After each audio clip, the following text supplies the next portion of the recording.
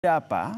Wasekjen Demokrat tiba-tiba menemui Joko Widodo di Solo, padahal sebelumnya SBY tegaskan dukungan penuh kepada Presiden Prabowo Subianto tanpa menyebut Gibran. Kita membahasnya bersama dengan analis politik Mas Adi Praitno, dan kami juga sebelumnya sudah berusaha untuk mengundang pihak Demokrat, namun hingga saat ini belum ada yang berkenan untuk bergabung dalam diskusi kita petang ini. Selamat petang Mas Adi. Selamat petang, Mas Yasser. Mas Adi, gini nih, SBY kan hanya sebut dukung Prabowo Subianto tanpa menyertakan Gibran.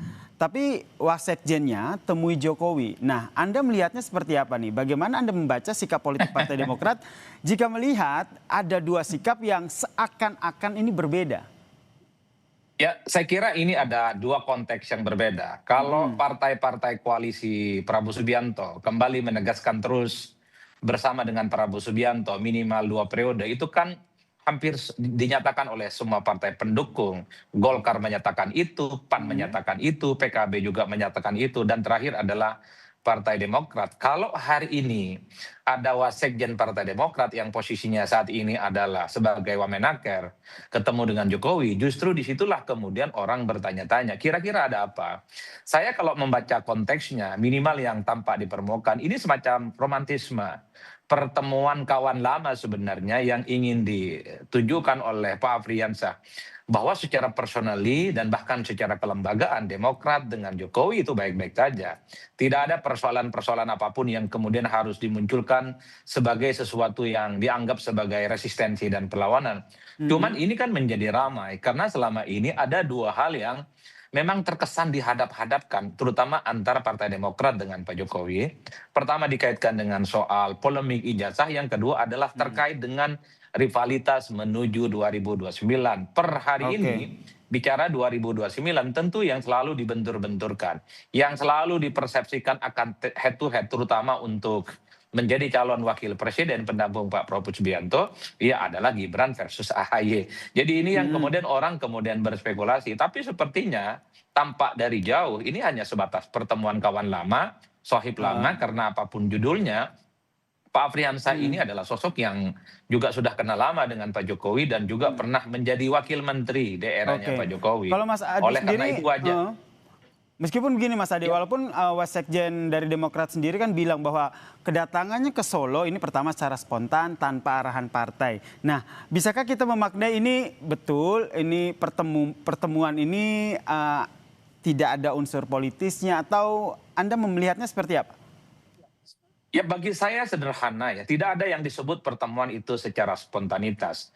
Karena apapun judulnya, Pak Afriansyah itu adalah wasekjen Partai Demokrat, dan Pak Jokowi saya kira juga adalah mantan presiden yang tingkat kesibukannya juga di atas rata-rata. Bagi saya ini tentu pertemuan yang tidak lahir dalam ruang hampa, tidak ujuk-ujuk, dan pastinya sudah ada komunikasi, Mas. Kan tidak Termasuk semua orang. konfirmasi seperti dua hal yang tadi Anda sampaikan Mas Adi, polemik soal ijazah, kemudian keterkaitan dukungan Demokrat terhadap pemerintahan. Betul, saya kira banyak hal yang pasti didiskusikan, tapi minimal pertemuan ini semakin menurunkan tensi persaingan politik antara Partai Demokrat dengan Pak Jokowi yang hampir setahun ini kan selalu dihadap-hadapkan dan seakan-akan menjadi dua rival yang tidak berkesudahan. Satu hal yang pasti bahwa pertemuan-pertemuan elit kunci semacam ini memang dikesankan hanya sebatas nostalgia dan spontanitas, tapi di belakang layar pasti ada pesan-pesan yang tersirat, yaitu adalah soal sebenarnya Partai Demokrat tidak ada hubungannya dengan polemik-polemik ijazah. Yang kedua itu soal bagaimana ketegangan politik ya antara Demokrat dengan Pak Jokowi tidak seperti yang dipersepsikan publik, tidak seperti yang ditampakkan oleh bagaimana pembicaraan-pembicaraan publik. Tapi keduanya biasa-biasa saja, apalagi Pak Afriansyah mengatakan Pak Jokowi menitip salam kepada Pak SBY dengan Pak AHY. Jadi ini sepertinya adalah soal bagaimana menjaga kondusivitas politik yang Nah, ini menarik nih, supaya menjaga tidak selalu kondusivitas menimbulkan nih, kegaduhan. seperti yang Mas Adi sampaikan. Tapi menurut Mas Adi sendiri nih, biar clear begitu, biar Demokrat ini tidak lagi dikait-kaitkan terkait dengan polemik ijazah. Butuh statement langsung nggak sih dari Demokrat, atau mungkin nanti wasekjen Demokrat ini menyampaikan bahwa memang pertemuan tadi untuk menolak ataupun membendung polemik yang Demokrat yang kerap dikaitkan dengan polemik ijazah Jokowi? Ya, menurut saya secara prinsip dan secara kelembagaan, Partai Demokrat juga harus memberikan statement apakah pertemuan Pak Afriyansa dengan Pak Jokowi Mhm. ini officially hanya sebatas ya pendapat pribadi, Sowan aja spontanitas dan gitu tidak ya? ada secara betul. Tapi bagi saya sosok pejabat publik seperti Wamen posisinya sebagai wasekjen partai, tentu secara kelembagaan perlu disampaikan, jangan sampai menimbulkan spekulasi. Misalnya Pak Wamen itu bermanuver di tengah hubungan yang tidak baik-baik saja antara Demokrat dengan Pak Jokowi, tapi ada salah satu pengurusnya yang kemudian berkunjung ke Solo. Oleh Mhm. karena itu menjadi penting sebenarnya dalam beberapa hari ke depan kita ingin mendengarkan bagaimana statement resmi dari Partai Demokrat soal pertemuan kedua tokoh ini. Karena tanpa itu semua, saya kira wajar kalau kemudian publik itu banyak sekali spekulasi-spekulasi yang bermunculan itu. Saya kembali ke tadi yang kita dengarkan, terbaiknya terkait dengan, bagaimana Demokrat dan juga isu reshuffle ini.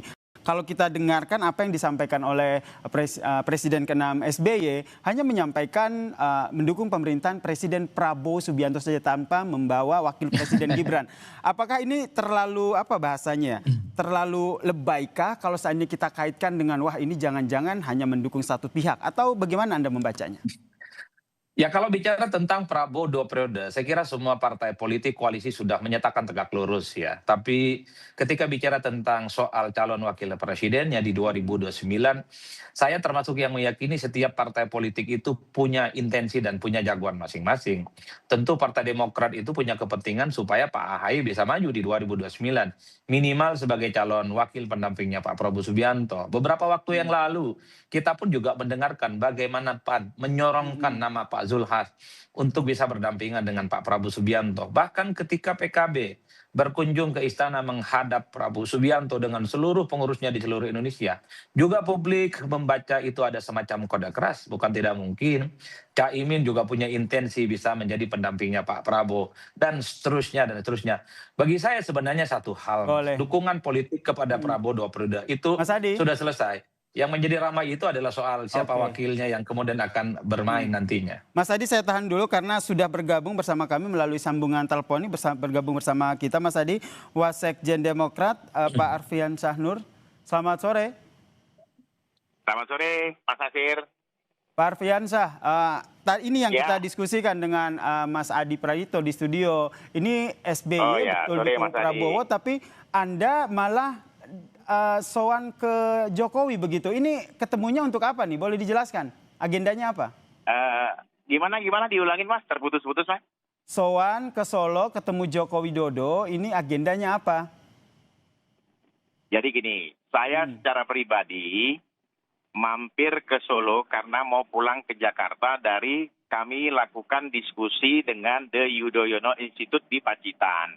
Hmm. Nah, tentunya sebagai yang pernah menjadi anak buah Pak Jokowi di periode 2022-2024, saya kebetulan sampai di Solo, saya teleponlah ajudan Pak Sarif untuk menghubungi agar bisa saya bersilaturahmi dengan Pak Jokowi sebagai mantan atasan saya, ya kan?